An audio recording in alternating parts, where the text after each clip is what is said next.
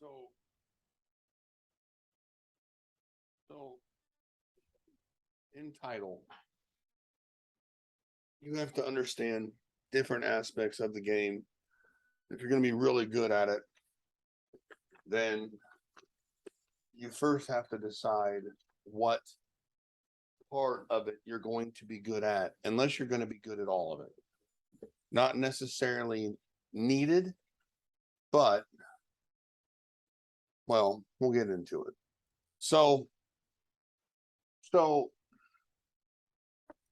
the advantage I had in title was learning every process. I learned every aspect of what I was doing before I went out and sold.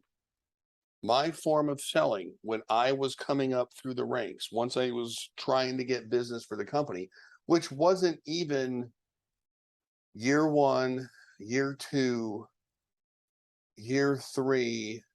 Like, I did no events at all. I mingled with no one at all for at least the first 10 years. So what did I do? How did I do that? How did that work? How did it? Because I wasn't the company. Like, when my mom started the company, she had clients. We had clients. She did the lunches. She would go out and talk to people. That wasn't my place. And honestly, I didn't really know that I had that in me. I was just learning the mechanics of the actual business of executing title. So, and then, that's 10 years. So in 10 years, I learned how to clear title, record final policies, prepping settlement statements, altas, closing. Like, I abstracted. I was an abstractor. I went out and actually did the title searches, the rough data gathering when it wasn't all on computers. And then then the last thing I did as a byproduct was examined. But because I had such a vast knowledge of title from every other place, from every other aspect of doing it, then I could just examine. Not that I needed a class, I just needed to know some basic processes, some basic requirements. So I would have, a refinance commitment and then a purchase commitment. And because I knew so much and I had the boilerplate of the things that required on every refi, the requirements on every purchase, the requirements on, or the exceptions on every refi, exceptions on every purchase, I knew so much that all I really needed was, and because I title searched, all I really needed was some very simple, hey, if then type statements to know how to create those final commitments, which meant I was an examiner as a byproduct of my knowledge. And it only took literally half a day to knock it out, to get it done, to know how to do it. So that's different. That's not where, going into sales, that's just different. You have, if you're watching this, then you've gone essentially from understanding some basic concepts and practices, but not really understanding every aspect of it inside and out like I did. Hence, when I get frustrated, this is why I'm frustrated, because I did go learn it all by myself. The difference is, if you go into sales without the knowledge, then I have to change my view of the path of sales that is not anything else. That isn't the path I took, because I knew how people behaved. I knew that realtors, could be asses, and lenders could be asses and throw us under the bus for their mistakes. And I knew these things. So I learned the hierarchy even of how the business gets executed. and the personalities involved, and all of that, again, by being in it. So yeah, that's where I have to stop and look and and kind of regroup, and I don't know if it's humility, but I need to acknowledge the difference, and there is a vast one. So what I'm going to do is I'm going to, over the next few videos, is identify, if by putting myself in the shoes of the salesperson that doesn't have more than a couple years of general understanding of what they're doing, getting their title license, it's different when you get to start where you start versus how I started. Because the way, no one's going to have done it the way I did it. Okay, that's not true, because I think that's the other issue, is you're getting a lot of that in your direct contacts with the people you're talking to. They came up the way I did. So you're talking to salespeople, you're talking to ops people, and there are very few people that are like me, that know both sides, right? Because that's the way every company is. You have operations and all of what's important to them, and how they execute the day to day, and you have sales. And so even in the hierarchy of the industry, that you have the order, the pecking order of things.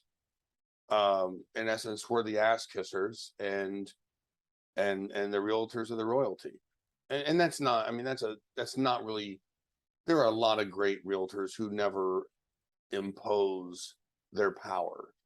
I mean, our closest clients, some of my true friends in this business, are those that have never done that, because just because you can abuse power certainly doesn't mean you should. And just because you can get something done in a certain way doesn't mean there aren't better ways.